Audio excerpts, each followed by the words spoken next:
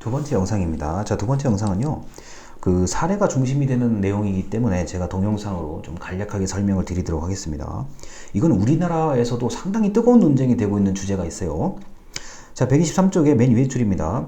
자, 정의에 관해서 논쟁할 때면 시장 영역이 자주 거론되기도 합니다. 사실 자주 거론되는 게 아니라 매번 거론됩니다. 시장의 역할이라는 것, 특히 시장은 자, 경제 경영 하시는 분들은 아시겠지만, 자, 가계라고 그러죠. 개인과 기업이 자, 뒤엉켜 있는 그 상황을 시장이라고 얘기를 하죠.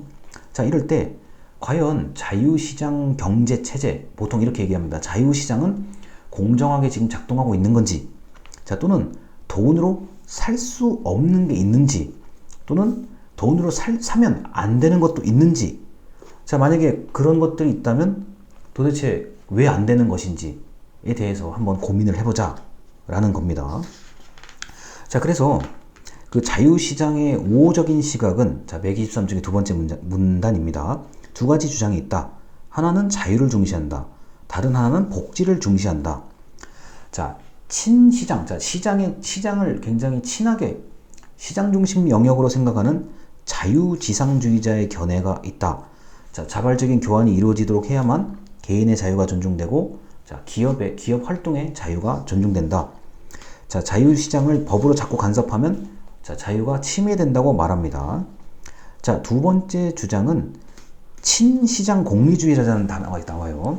자, 이들은 자유시장이 전체 사회복지의 복리를, 자, 복리라고 합니다. 복리를 높이고, 거래가 이루어지면 거래하는 양측이 모두 이익을 얻는다. 우리 모두가 잘 살 수 있다라고 믿는 거죠. 자, 거래가 어느 누구에게 해를 입히지 않으면서도 당사자 모두에게 이익이 된다면 당연히 사회 전체의 공리는 높아질 것이다 라고 얘기를 합니다. 자, 이 당연하죠. 그리고 우리가 일반적으로 지금 대한민국 사회에서는 뭐 미국까지 얘기할 것도 없고요. 대한민국 사회에서는 일단 자유시장 경제체제를 중심으로 운영되고 있는데, 이제 여기서 이제 여러분들이 좀 답답할 수 있는 내용이, 이제 제가 이제 행정학을 공부한 사람 입장에서는, 자, 사람이 이타적인 사람도 있지만 이기적인 사람도 있고 범죄를 저지르는 사람들도 의외로 많단 말이에요. 자, 그것을 이제 교정하기 위해서 대한민국에서는 공정거래위원회라는 조직이 있고, 금융감독원이라는 조직이 있고, 자, 그 다음에 정말 범죄 영역에 이게 범죄가 된다고 하면은 검찰이나 경찰, 그리고 자, 국세청, 관세청 등등의 정부 기관들이 나름대로 이거를 다 고치려고 노력들을 하고 있는 거죠. 자, 그래서 이 자유를 중시하는 입장이나 복지를 중시하는 입장 모두 나름대로 그 시장에 우호적인 시각을 가지고 있는 것들입니다. 현재 우리가 뭐 완전하게 그냥 시장 영역이 알아서 하십시오라고 하는 그런 지금 상태가 아니기 때문에 제가 부득이하게 정부 얘기를 간단히 드린 거고요. 자, 그런데 123쪽의 맨 아랫줄입니다. 반면 시장 회의론자들은 이제 의문을 가지기 시작해요. 자, 시장에서 이루어지는 선택이 항상 자유로운 것은 아니라고 얘기를 하고, 자, 돈 거래를 할 때 타락하거나 질이 떨어지는 그런 행위들도 있다고 얘기를 합니다. 자, 그래서 야, 이건 시장에 맡겨두면 오히려 굉장히 문제가 될 만한 것들이 있다라고 이제 비판하는 사람들이 이제 회의적 시각을 가진 분들입니다. 자, 그런데 그 대표적인 사례가 지금 우리나라에도 아주 뜨거운 논쟁으로 당분간 계속 자리 잡아야 될 게 이 책에 나와요. 징병제론이에요. 자, 우리나라는 뭐 징병제가 당연한 병역의 의무로 규정되어 있는 나라입니다. 자, 이제 미국이 대표적인 모병제, 자, 직업군인이 되고 싶다라고 하시는 분들에 대한 모병제의 국가고요. 자, 그래서 우리나라 사례가 훨씬 이 책에 나온 것보다 더 강력한 의미를 담고 있어요. 제가 보기에는요. 자, 126쪽의 세 번째 문단입니다. 자, 그러면 이라고 시작하는 부분이요. 징병제가 좋은지 아니면 모병제가 좋은지를 학생들에게 이 책의 저자 교수님이 물어본다고 하면 거의 모두가 모병제를 좋아하죠. 자, 징병제를 이렇게 개인 입장에서 좋아하기는 쉽지가 않아요. 자, 그래서 미국 같은 경우는 원래 그 국가가 탄생할 때부터 모병제로 할 수밖에 없었던 특성이 있는 나라고, 이 우리나라 같은 경우는 국가 중심적인 성향이 매우 강하게 자리를 잡아왔던 나라이기 때문에 징병제가 너무나 당연한 걸로 인식되어 있는 건데, 문제가 이제 우리가 이제 저 서양 철학부터 각종 이제 그 문화가 우리나라에 이제 들어오면서 사람들의 교육 수준도 높아지고 이것저것 볼 수 있는 것들이 많아졌어요. 듣고 보고 하는 게 많아지기 때문에 징병제 논의가 아주 그 우리나라에서는 치열하게 그 나타났다가 사라졌다가 나타났다가 사라졌다가 이렇게 되는 경우들입니다. 자, 그래서 그 징병제와 모병제에 관련된 얘기들이 이제 굉장히 많이 나타나게 되는 거죠. 자, 이렇게 그 128쪽부터 이제 131쪽까지 자, 모병제를 옹호하는 주장에 대한 얘기들이 나와요. 그런데 이거는 이제 우리나라 사례로 좀 바꿔서 좀 이해를 하시면 좀 좋을 것 같아요.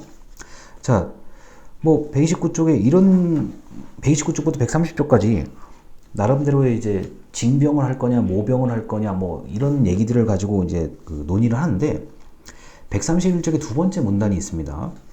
자, 두 번째 문단이요. 자, 그 자유지상주의나 공리주의 개념에서 봤을 때는 자, 병역에 관련된 최선의 방법은 자, 지원자가 이 모인 모병제이고, 그 다음에 혼합형 제도를 채택하는 것이고, 자, 그 다음에 징병제는 가장 바람직하지 못한 제도라고 얘기를 하기도 합니다. 우리 강의 자료에 보면은 자, 4번이죠. 자, 징병제와 모병제에 관련된 얘기 중에 대리징병. 자, 야, 나 대신에 네가 군에 좀 갔으면 좋겠어. 이게 가능한 것인지에 대한 얘기.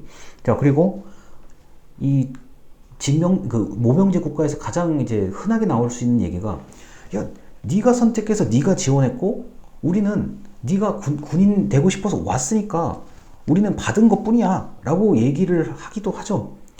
자, 모병제 국가 이제 선택을 할 수 있는 국가, 병역을 선택할 수 있는 국가에서는 야, 네가 다른 직업도 있는데 네가 직업군인을 선택한 이유가 있겠지. 그러니까 네가 지원했고 우리는 지원을 받은 것이다 라고 얘기를 해요. 자, 그래서 강의 자료에 이제 그 5번 얘기입니다. 공리주의적 발상에서는 모두가 이익이라면 자, 시장에서 군대를 갈지 말지를 거래할 수 있다고 보는 입장이에요. 그래서 6번입니다. 방금 131쪽 읽어드린 거요. 자, 자유지상주의나 공리주의적 관점에서는 모병제가 제일 좋은 거고, 그 다음에 거래, 그 다음에 징병제가 가장 안 좋은 거라고 얘기를 하죠. 자, 그런데 또 역시나 여기에 대한 반론들이 제기가 됩니다. 자, 이런 거예요. 132쪽에 중간에 아주 짧게 한 문장이 나와요. 자, 징병은 132쪽이 딱 중간입니다. 징병은 법이, 모병은 경제적 어려움이 선택을 강요하는 것이다. 괜찮은 직업을 폭넓게 고를 수 있는 환경에 주어질 때만 군 복무의 선택이 그 사람의 취향을 반영한 결과라고 할 수 있을 것이다. 자, 직업 선택의 폭이 넓을 때 군 복무 선택도 비교적 자유롭게 한다는 건데, 현실적으로 자, 먹고 살기가 어려워서 또는 자, 내가 시민권을 획득하기 위해서 자, 미국에서는 모병을 선택하는 사람이 많다는 점을 얘기를 하죠. 그래서 133쪽에 이런 얘기가 또 나와요. 자, 징병제를 부활하자고 주장하는 어떤 의원의 얘기가 나오는데, 저소득 계층들이 자, 직업군인으로 선택하는 경우가 많다. 이거는 자, 자기가 선택해서 입대하는 모병제이기는 하지만 이것은 사실상 현실이 그 사람을 강요해서 자, 나는 직업군인을 해야만 자, 내 생계를 유지할 수 있고 먹고 살 수 있구나 라고 한다는 점을 이유를 들어서 자, 이 모병제가 이게 말 그대로 자기의 선택만으로 이루어지는 것이 아니다라고 주장을 하는 경우들도 있죠. 자, 그리고 134쪽에 이제 위에서 두 번째 문단입니다. 자, 모병제를 지지하는 그 논리에 대한 반박으로 자, 불공정성과 강제성을 이제 얘기하는 사람들이 있어요. 자, 계층 간 차별, 대학 교육 등, 뭐 미국 같은 경우는 그 이제 시민권 획득 같은 거도 연결이 돼 있죠. 어쩔 수 없이 목숨을 걸어야 된다. 가난한 젊은이에게는 사실상 병역이 선택이 아니라 강제된다는 그런 얘기들이 있습니다. 자, 그런데 이런 그 모병제에 대한 반박이 또 이제 아주 원론적인 얘기가 135쪽에 나와요. 자, 모병제는 시민의 미덕 그리고 공동선을 해친다라고 얘기를 합니다. 자, 이게 무슨 말이냐면요. 이게 위에서 6번째 줄이에요. 이 주장에 따르면 모든 시민은 국가를 위해서 봉사할 의무가 있는데, 당연히 이거는 선택이 아니라 모든 시민은 자, 국가를 위해서 봉사할 의무가 있다. 그 중에 하나가 자, 바로 병역이라고 보는 입장이죠. 자, 그래서 모든 시민은 자, 대한민국이 지금 이 입장에 가장 가까운 거죠. 자, 병역의 의무가 있다는 거고, 그 136쪽의 위에서 세 번째 문단입니다. 자, 우리가 배심원을 고용하지 않고 징발, 자, 강제로 모집하는 이유는 법정에서 정의를 집행하는 행위는 모든 시민이 함께 나누어야 할 책임으로 본다 라고 하는 겁니다. 자, 대한민국에서도 배심원 제도가, 시민 배심 제도가 이제 일부 있는데, 이제 미국 같은 경우는 배심원이 어떻게 구성되는지가 굉장히 중요한 논리예요. 그리고 배심원이라고 한다면 미국 사회에서는 당연히 저거는 공적인 의무 때문에 배심원이 된다 이렇게 인식을 하는데, 배심원 제도나 이 징병제나 이게 국가에 대한 봉사다라고 주장하는 그 당위적 차원의 얘기입니다. 자, 그리고 이렇게 그 모병제보다는 이 당연한 의무로서의 징병제를 주장하는 입장들이 있다는 거고요. 자, 138쪽은 자, 이런 거예요. 위에서 그 두 번째 문단 작은 글씨로 되어 있는 거예요. 자, 공공의 업무를 시민이 우선적으로 해야 할 일로 여기지 않으면, 그리고 그것을 돈으로 해결하려고 하면 국가가 몰락할 수도 있다. 자, 전쟁터에 분명히 나가야 되는 이유가 있어야 되는데도 불구하고 자, 군대에다가 돈을 지불하고 집에 머무르게 된다.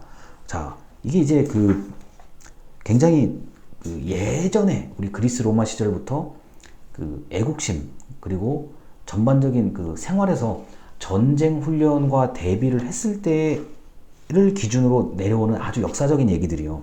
자, 야, 나는 그냥 집에 있을 테니까 나 대신에 네가 나가서 자, 싸워라. 야, 돈만 주면 끝나는 거냐? 이 얘기를 하고 싶은 거거든요. 자, 이것도 역시나 뭐 역사적인 차원에서는 의미가 있는 거고요. 그 다음 140쪽에 두 번째 문단에 그 블랙워터라는 단어가 나와요. 자, 이게 대표적인 그 용병 이제 기업인데, 자, 용병이 국가 안보를 담당하고 있다는 거는 이 굉장히 좀 이게 좀 문제가 있다라고 보는 겁니다. 야, 이거 만약에 용병은 그럼 돈을 만약에 못 받으면 안 싸울 텐데, 그러면은 그때는 국방의 의무는 누가 할 거냐?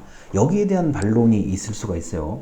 자, 그래서 우리나라는 용병이라는 개념이 사실 인정이 안 되는 국가 중에 하나인 건데, 이제 또 다른 나라는 또 그리고 이제 그 특별한 임무를 이제 수행하는 사람들은 자, 돈을 받고 의뢰인의 요구에 따라서 자, 대신 싸워주는 역할을 하고 있는 거죠. 여러분들이 보고 있는 헐리우드의 그 액션 영화의 대표적인 그 주체들이 사실은 용병 개념이 많아요. 자, 정규군도 있겠지만 자, 돈을 주고 임무를 수행하는 그런 액션 영화들이 많잖아요. 다만 이제 대한민국 사회에서는 당연히 징병제가 지금 시행되고 있는 차원에서 모병제 논의가 이제 일어나거나, 용병에 대한 얘기는 지금 뭐 우리나라 사정에서는 뭐 해당 사항이 거의 없는 얘기라고 봐야 되는 거고, 이제 미국처럼 애초에 모병제 개념에서 징병제 얘기가 이제 조금씩 이제 비춰지고 있는 거하고는 좀 상황이 다르다고 할 수 있겠습니다. 자, 그리고 이제 대리모 얘기인데, 이것도 제가 말하기가 아주 좀 껄끄러운 거예요. 그 다른 사람의 아이를 임신해주는 대리모를 찾는다는 광고. 이제 우리나라에서도 가끔 뉴스에서 이런 얘기들이 나오는데, 그 대리모에 관련된 건 이 책에서는 이런 아주 분명한 얘기를 해요. 자, 143쪽부터 149쪽, 151쪽, 그리고 자, 157쪽까지의 얘기들인데, 이게 제가 말하기엔 참 불편한 내용들이에요. 대리모라는 거는 일단 합의에 따라서 임신과 출산을 해 주십시오라는 게 대리모의 개념인데, 143쪽부터 자, 157쪽까지의 얘기들은 이제 이런 거예요. 자, 이 대리모의 개념은 자, 출산이라는 것은 그 굉장히 그 인간이 어떤 그 고귀한 소중한 가치 중의 가치라고 봐야 되는데 이거를 거래로서 해결을 한다는 게 과연 맞는 것인가? 이게 부모의 어떤 역할과 본분에 맞는 그런 건가? 라고 이제 의문을 제기하는 거예요. 그리고 형편이 어려워서 나는 대리모로서 나는 돈을 받고 자 임신과 출산을 대신해 주겠다라는 것 제가 지금 강의 자리에 궁박이라는 얘기를 써요. 궁박이라는 거는 그 굉장히 어렵고 생계를 유지하기가 너무나 어려운 상태를 궁박이라고 보통 얘기를 해요. 우리가 민법에서 쓰는 용어인데 이렇게 어려운 사정에서의 결정은 자 어려운 사정에서 나는 대리모가 되겠습니다라고 하는 그 결정 자체가 문제가 있다라고 이제 지적을 하는 거고 자 출산과 부모라는 입장은 돈으로 이게 환산이 가능한 것인지에 이제 그 반론이 제기가 되는 거고 자 책에서 이게 외주임신이라는 단어가 나오거든요. 난자, 자궁, 어머니가 모두 별개인 경우라고 하는데 이거를 제가 체감을 잘 못하겠어요. 그래서 이 사례는 제가 와닿지가 않는데 그러면 난자를 제공하는 사람도 돈으로 거래되는 거고 자궁을 제공하고 어머니 다 돈으로 거래되는 거냐 이것도 자 윤리적으로 또는 도덕적으로 이상한 거 아니냐 이렇게 이제 주장을 하는 거고요. 자 157쪽에서 아래 세 번째 줄입니다. 자 자유시장에서 우리가 할 수 있는 선택은 얼마나 자유롭게 하는 것이냐 내가 정말 형편이 어려워서 선택하는 건지 아니면은 선택지가 넓은 상태에서 내가 고르는 건지 그걸 얘기하는 거고요. 그 다음에 자 돈으로 살 수 없는 미덕과 고귀한 것이 있을까? 자 다른 말로는 강의자에 있는 4번입니다. 돈으로 거래가 불가능한 게 있을까? 라고 그냥 물음을 던지면서 이 내용이 끝나요. 자 그래서 이게 이제 그 우리 나라보다는 이제 미국 입장에 더 많이 치우친 사례이기는 한데 자 이 대리모와 외주임신에 대한 이러한 사례들은 자 이게 과연 돈으로 할 수 있는 건데도 불구하고 그러면 그렇게 해야 되는 것인지 아니면은 그 돈과의 전혀 별개의 영역에서 이걸 생각을 해야 되는 것인지에 대해서 그 여러분들이 한번 이 책을 읽거나 제 설명을 듣거나 다른 것을 찾아보시면서 한 번쯤 우리가 고민을 해볼 필요는 있다는 말씀을 드리겠습니다. 자 이렇게 해서 그 사례에 대한 이야기를 모두 마치겠습니다. 감사합니다.